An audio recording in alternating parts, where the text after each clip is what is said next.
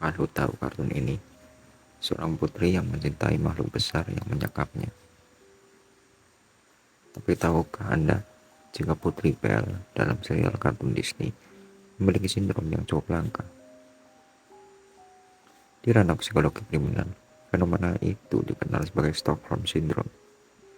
Sindrom Stockholm mengacu pada respon psikologi, di mana Sandra mengembangkan ikatan emosional dengan penculiknya.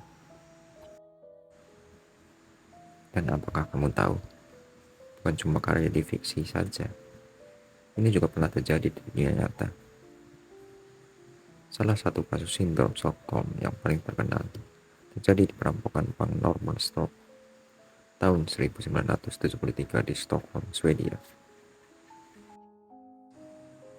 Jan Erik Olsen, seorang narapidana yang ditangguhkan masa penahanannya untuk membiasakan diri berbaur dengan dunia luar, malah menjadi dalang utama perampokan bank itu. Jadi, sebelum dicutikan, Roy itu cerita sama teman satu selnya yang bernama Clark Olofsson tentang bagaimana dia dulu merampok bank. Tanpa berpikir, Clark pun bercerita tentang pengalamannya.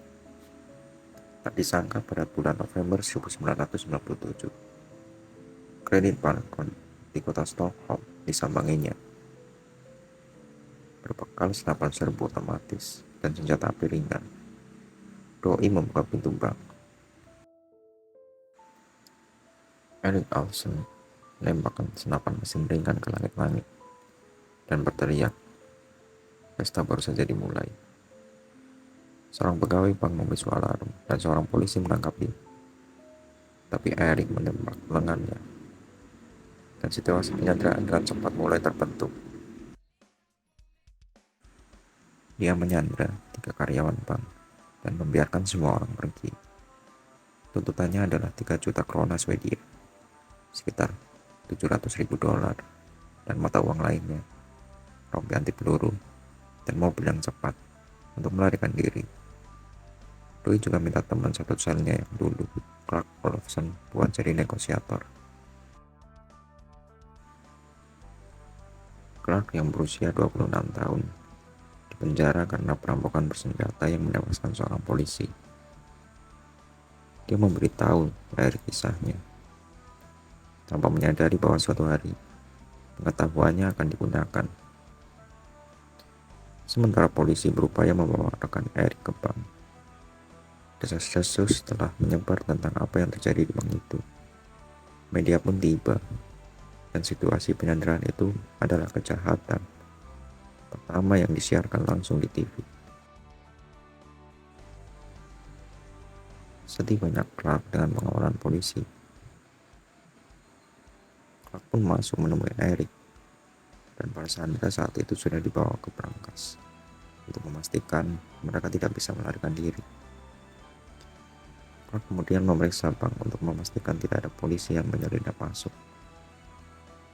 Tetapi sebaliknya, dia menemukan pegawai bank lain, Sven Swapstrom. Setelah mengendalikan situasi, Clark menyuruh Erik untuk melonggarkan ikatan sandera wanita.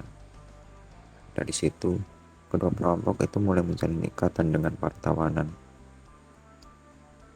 Para perampok menyediakan bakti untuk sandera wanita dan mengiris sebuah pir yang disediakan oleh negosiator di luar, mengizinkan untuk mandi, dan membawakan bantal untuk tidur sandera.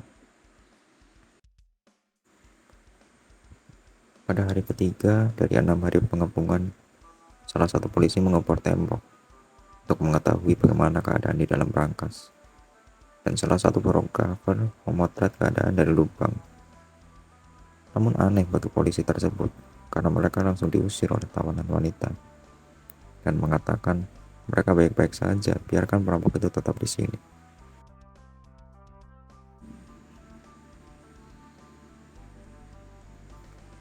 Namun naas bagi fotografer, Erik mengetahui dan hampir menembak kepala mereka. Keadaan semakin memburuk saat mereka memulai menyukai satu sama lain, saling bercinta dan berhubungan badan pada malam-malam selanjutnya. Negosiasi yang buntu pun terjadi. Pada hari ke-6, para polisi sepakat mendobrak masuk dan memberikan gas air mata pada mereka.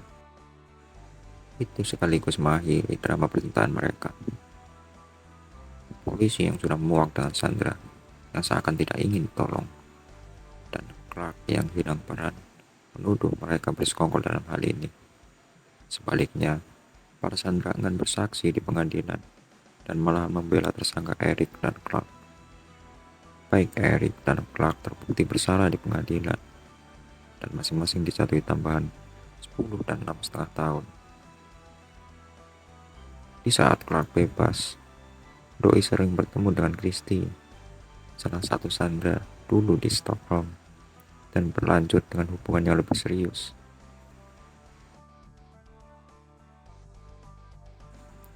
Sindrom Stockholm telah diamati dalam berbagai situasi penyanderaan, seperti penculikan dan kasus kekerasan. Penting untuk dipahami bahwa Stockholm Syndrome tidak menyiratkan bahwa tindakan penculik itu dibenarkan atau dapat diterima. Saking populernya kasus ini, ada 3 sutradara yang membuat film tentang kasus ini. Gimana menurut lo?